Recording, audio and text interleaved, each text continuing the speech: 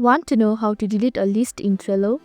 You would want to delete list in Trello as it helps to keep the board organized and clutter-free, especially when a list is no longer needed or relevant.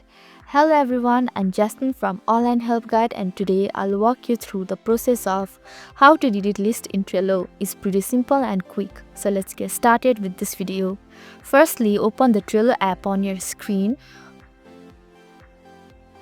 Then navigate to the board that contains the list you want to remove. Locate the list you wish to delete and tap on it. Now tap on the three dot icon at the top right corner of your screen. Furthermore, tap on the delete option at the last. A confirmation message will appear inquiring if you are sure you want to delete the list. Tap on delete. Once you confirm, all the list and cards will be permanently deleted. Be aware as this action cannot be undone. So this is how you can delete a list in Trello. Thank you for watching Online Help Guide. I hope this video was helpful. If it was, then hit the like button and comment down if you have any questions or feedback.